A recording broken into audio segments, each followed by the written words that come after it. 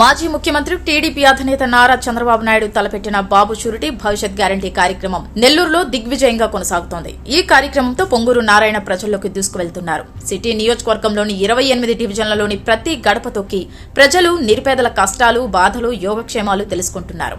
నారాయణ ఏ division కు వెళ్లినా ప్రజలు బ్రహ్మరథం పడుతూ అభివృద్ధి అంటే నారాయణ, నారాయణ అంటే అభివృద్ధి అంటూ ప్రజలే చెబుతుండటంతో ఆయనలో మరింత ఉత్సాహం పెరిగింది.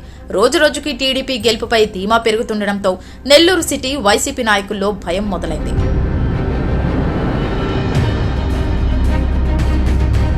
2014 నుంచి 2019 వరకు పొంగూరు నారాయణ మంత్రిగా ఉన్న పనిచేసినప్పటి నుంచి అభివృద్ధి, ప్రజల సంక్షేమం తప్ప మరో ఆలోచన లేదు. నెల్లూరును స్మార్ట్ సిటీని చేయాలనే సంకల్పంతో వేల కోట్ల రూపాయలతో ఎంతో అభివృద్ధి చేశారు. ఆ తర్వాత అధికారంలోకి వచ్చిన జగన్ ప్రభుత్వం 2019 నుంచి 2024 వరకు నెల్లూరు సిటీ అభివృద్ధిని పూర్తిగా మర్చిపోయింది.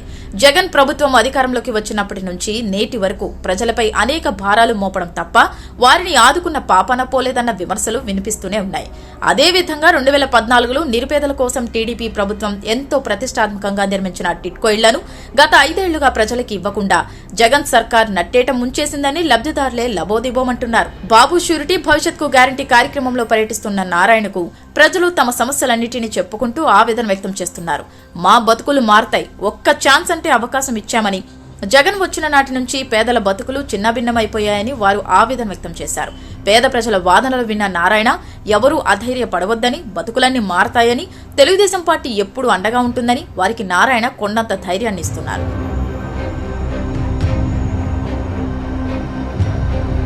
మొన్నటి వరకు నారాయణ ఎక్కడికి వెళ్లినా ప్రభుత్వం మీద కానీ, నాయకుల మీద కానీ, అధికారుల మీద కానీ విమర్శలు చేసిన దాఖలాలు లేవు. కానీ వైసీపీ అరాచక పాలనలో ప్రజలు పడుతున్న బాధలు, కష్టాలను చూసిన ఆయన తన ప్రసంగాల్లో స్వరం మార్చారు. రాష్ట్రాన్ని జగన్ సర్వనాశనం చేశాడంటూ తీవ్ర స్థాయిలో విమర్శలు సంధించారు. గత 5 ఏళ్లుగా నెల్లూరు సిటీని ఎమ్మెల్యే గాలికి వదిలేశాడని నారాయణ ఆరోపించారు. ఎన్నికలు మరింత దగ్గర కావడంతో నారాయణ తన స్పీచ్ లో మరింత స్పీడ్ పెంచారు. వైసీపీ ప్రభుత్వంపై నారాయణ చేస్తున్న ఘాటైన విమర్శలతో వైసీపీ నేతల్లోనూ భయం మొదలైంది.